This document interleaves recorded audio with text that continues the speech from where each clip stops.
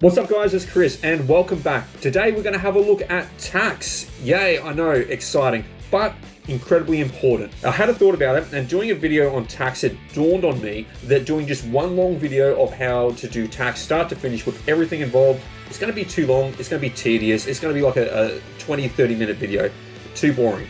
So I'm breaking it down to what is the most important things for you guys to know. And I figured today's one, we'll start with the most important thing where you get the most value, deductions. First and foremost, I'm based in Australia, but these deductions will work across most countries. This is Dr. Phil. He is not a financial advisor. This is me.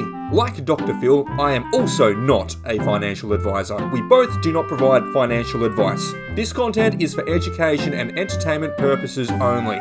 I'm just a dude who makes videos. If you need financial advice, seek a licensed professional. To kick it off, the principle that I want to get across to you is your accountant is not a psychic. Your accountant doesn't know what you bought across the year. He doesn't just look at you as you walk through the door and say, "Oh yeah, $7,000 worth of deductions. I know." No, he doesn't. He has no clue. You need to provide the deductions that you want to declare to your accountant. Otherwise, if you're doing tax yourself, these are things you need to organize too. So I'll touch base on the rules of what you need to prove a deduction, and then we'll run through deductions from there. So stick around because even one thing could save you a little bit more money, keep some money back in your pocket come tax. So first and foremost, what is a deduction? A deduction is something that you had to spend money on to operate your business. So as we're focused on being delivery drivers, what did you need to spend money on to run and operate as a delivery driver? Same principles apply across to any industry you work in. Now for these expenses, what you need is you need to have a record of them. And just hang in there. I've got a tip for you guys that's going to help. So generally, it's a receipt. You know, the name of supplier, amount of expenses, nature of goods, the date of the expenses, and the date of the document. That's your traditional receipt that you see people putting away in shoeboxes. So it's not the 90s anymore, guys. The shoebox concept, keeping it all hidden away until the end of the year, and then you open the shoebox and you've got all these pieces of paper. You don't need that anymore. So if you are good at keeping records, you can actually take a photo of the receipt and have that full digital copy, and that is valid for tax. Alternatively, if you don't have receipts anymore and can't get a copy of the receipt from the supplier, the Commissioner's discretion has indicated that as long as we have proof, such as your bank statements or credit card statements, of that purchase and you can line it up, that's valid. So all those fuel receipts that you just kind of scrunched up and threw away, if you've got bank statements for it, guys, you can claim that. What you can't claim though is if you've paid cash to the supplier, because you do not have a record for that at that point. If you paid cash, you need a physical receipt or photo of the receipt. Cool, so now that we understand record keeping, let's move across to the fun stuff, the actual deductions. Look guys, I'm trying to keep this upbeat and exciting. I understand it's tax, but if you hang there through to the end, you'll probably get some tips that's going to keep some money in your pocket. So when it comes to your deductibles, what you need to ascertain is what is it and what percent use is it business. Okay, so what is it? What percent use is it business? So when I say what percent is it business, I mean when you look at it between business use and your personal time, what percent do you use at business? So as an example, the phone holder in my car, I only use that when I'm delivery driving. That is 100% business use for me. When I'm just driving around personally, I never put my phone in there because I never need to use it. So let's run through a whole bunch of potential deductibles. Some may apply to you, some may not apply to you. There may be some other ones that I haven't listed here. But what you need to do is list these down with these records, give it to your accountant or have them ready for the ATO in case you do get audited. So let's rapid fire through this, guys. Anything that you're using that I mentioned, put it down like a little checklist. Say, oh, I should probably chase that up for tax. Oh, let's get my records for that for tax. Because if you're going to claim it, you need to have this stuff organized. Your accountant doesn't find this stuff for you. You need to find it, give it to your accountant. Very quickly, what I'm not going to cover is anyone who's GST registered. I'm not going to cover depreciation on motor vehicles. I'll cover that in a separate video.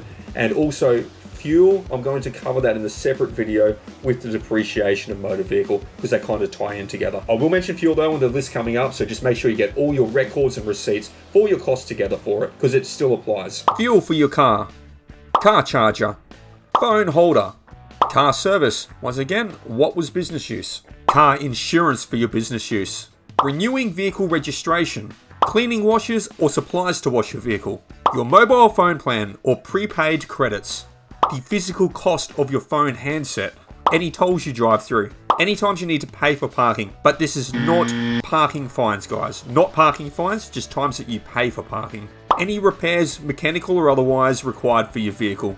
Safety equipment for personal protection. Examples of this could be helmets, riding gear, sunglasses for UV protection. Any tax agent or accounting fees is tax deductible. Any bank fees if you have an account for your earnings that is separate to your personal account. Note on this, guys, it needs to be separate to your personal account. Any accounting software for books or home office supplies to record your accounting.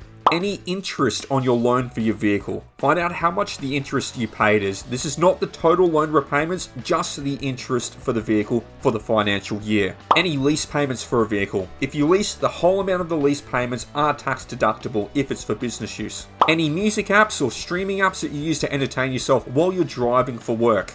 This is Spotify, Apple Music, Google Play. Any of these entertainment apps, if you're listening to it while you're driving, you can claim that percentage for business use. And of course, any home office expenses, stationery, computer expenses, percentage of the home internet bill, if you were doing your accounting and your books from home, from your home office for your delivery driving business. Some things that you cannot claim deductions for. The cost of obtaining a normal driver license. Any fines, I touched base on parking before, but speeding fines and the such, you cannot claim deductions on that. Any clothing other than safety clothing, and you cannot claim any meals and drinks purchased while you're on a shift. So here's a total list, have a look through them, do any of these apply to you? If they do apply to you, what percent do you use them for business? And that's what you'd be claiming a tax deduction for.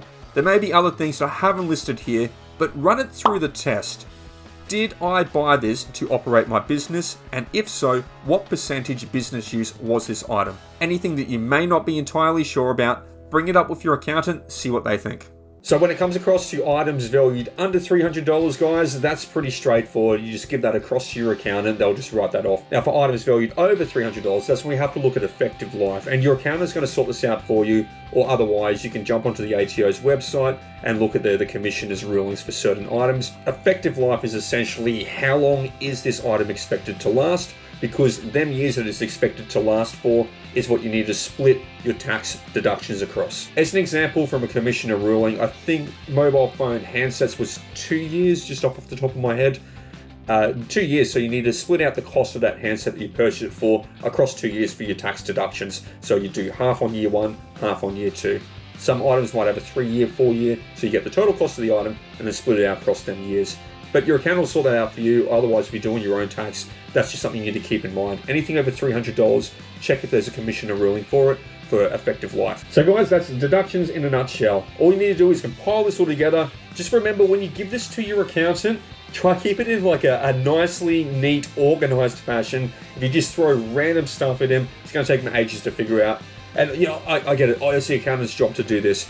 But if you make his life a little bit easier, things might go through a little bit quicker for yourself. There'll be less questions, less call-ups, less backwards and forwards. Of course, if you're lodging your own tax and everything's in a nice, orderly fashion, when it comes to you jumping on and putting things through the portal, it's going to go nice and smooth for yourself. You're going to be rummaging through papers saying, oh, what's this one for? Or what's this one for?